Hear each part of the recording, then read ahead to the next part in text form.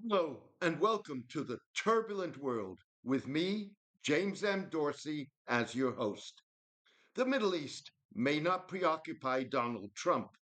Still, the president elect preoccupies the Middle East as it attempts to figure out how he will handle the wars ravaging Gaza and Lebanon and threatening to spark an all out conflagration between Israel and Iran.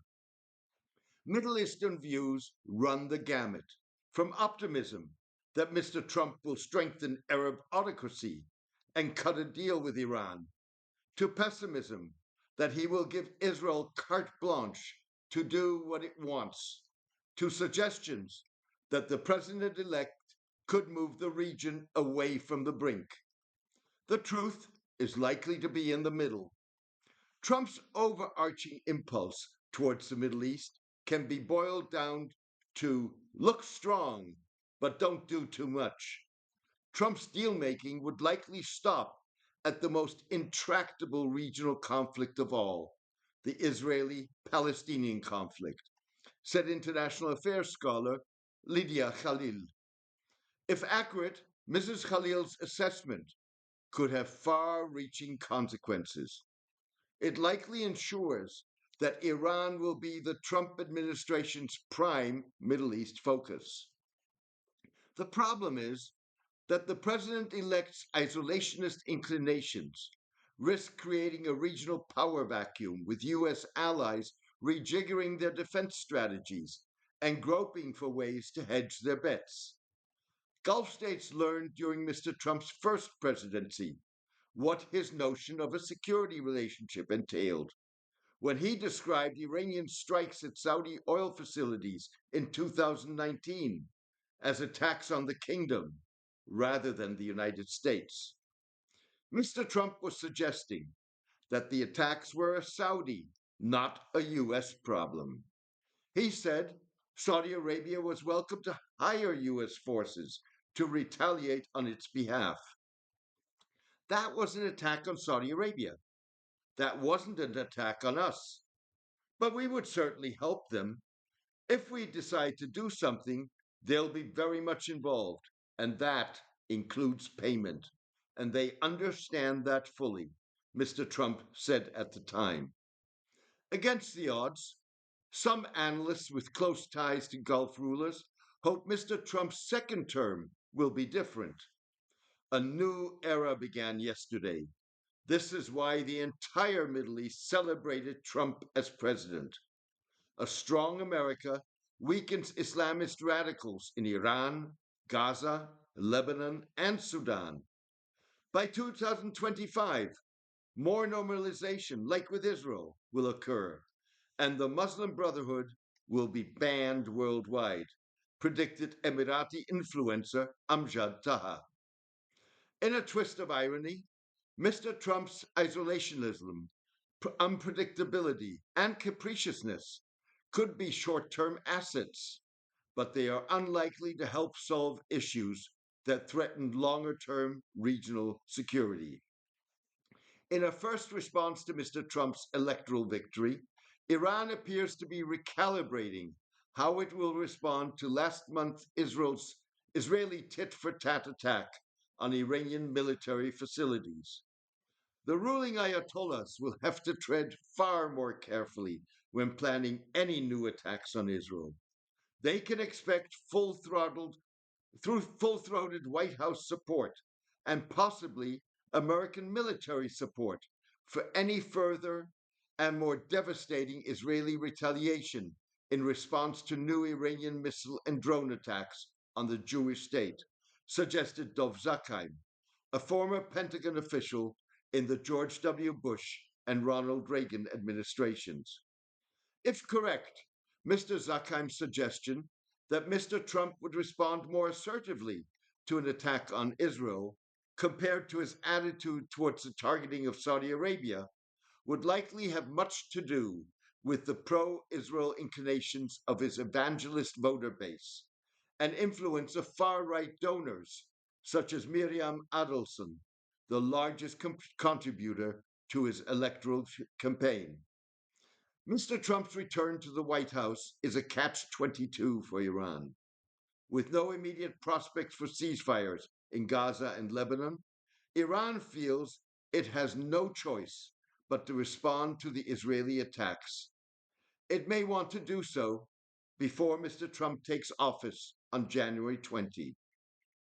Yet, balancing a need to project strength while preserving Iran's long range ballistic missile arsenal, avoiding an all out military conflagration with Israel, and keeping the door open to potentially renewed nuclear negotiations with the United States and others is no mean feat.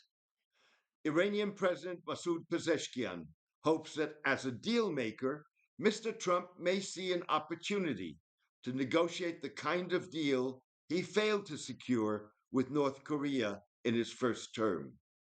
Mr. Pezeshkian was elected earlier this year on a promise to try to rebuild relations with the West and negotiate a nuclear deal that would grant Iran relief from crippling economic sanctions imposed by Mr. Trump during his first presidency. Mr. Trump has not indicated whether he would be interested in a negotiation, but it is still early days. Similarly, it is unclear whether Mr. Netanyahu would be willing to give Mr. Trump a chance to negotiate. The real question is whether Netanyahu decides to continue to try to expand the war, go after Iran, or do things that basically create an even greater concern about whether or not the Middle East is ever going to resolve itself or be in constant conflict, said former CIA Director Leon Panetta, who has emerged as a harsh critic of the Israeli Prime Minister. Mr. Trump and J.D. Vance, his vice president elect, indicated that they may not favor regime change as advocated by Mr. Trump's first term Secretary of State Mike Pompeo, neoconservatives, and Mr. Netanyahu. Our interest very much is not going to war with Iran. It would be a huge distraction of resources. It would be massively expensive to our country, Mr. Vance recently said on The Tim Dillon Show. Speaking with podcaster Patrick Bet David, Mr. Trump ruled out pursuing regime change in Iran. We can't get totally involved in that. We can't run ourselves. Let's face it, Mr. Trump said. Mr. Trump's first term Middle East envoy, Jason Greenblatt, suggested that the president elect's goal is to deter the Iranian regime, encourage those who reject the Ayatollah's extremism, and cause the regime to rethink its choices. To achieve that, Mr. Trump intends to double down on sanctions on Iran and the curtailing of its oil exports, including by cracking down globally on ports, including in China, and traders who handle Iranian oil. Mr. Pompeo was close to the Mujahideen Khalq, a controversial Iranian exile group that seeks the overthrow of the Iranian regime. While in office, he favored instigating unrest in Iran by supporting militant ethnic minority groups. Mr. Pompeo is lobbying to be part of Mr. Trump's second administration, but is bumping up against resistance from Donald Trump Jr., the president elect's son, podcast host Tucker Carlson, and other conservatives. With Israel potentially targeting nuclear facilities in any further strikes against Iran, Mr. Trump's reluctance to be dragged into a military conflagration or engage in regime change may be reinforced by doubts about their likely effectiveness. An attack would not set the program back dramatically and would likely convince Iran that it needs nuclear weapons to be secure. Iran has hardened its nuclear facilities, with at least one buried so deep underground that even U.S. airstrikes would be unlikely to destroy it, said analyst Benjamin Giltner. Mr. Trump's rejection of regime change will likely go down well with United States' Gulf allies, Saudi Arabia and the UAE, which have sought to reduce tensions, rebuild relations with Iran, and create an environment conducive to foreign investment in recent years. The Gulf states have reassured Iran that they would not take sides in an escalating conflict with Israel and would not allow the United States to use military bases on their soil or their airspace for operations against the Islamic Republic. Some analysts suggest that Iran will tread carefully to ensure that escalating Middle East tensions do not spark domestic unrest. Due to his tough stance against the Islamic Republic, Trump enjoys a certain level of popularity among ordinary Iranians, thus warring Iranian rulers. A new Trump presidency could strengthen more members of the public to challenge the regime, said Iran scholar Meir Javendafar. Iran's balancing act becomes more precarious in the short term because the run up to Mr. Trump's inauguration is when there could be a vacuum in Washington, with senior officials leaving the Biden administration to take up new jobs.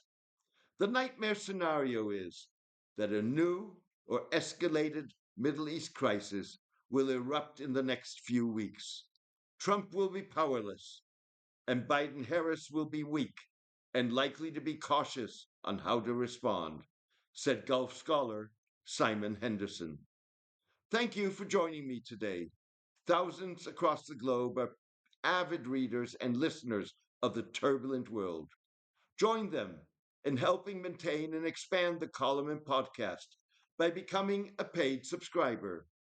Paid subscribers have access to the full archive, exclusive posts and polling, can leave comments, join debates, and know they are supporting independent writing, reporting, and analysis that lets the chip fall where they fall. You can contribute by going to jamesmdorsey.substack.com and choosing one of the subscription options. Thank you for your support and loyalty. Take care and best wishes.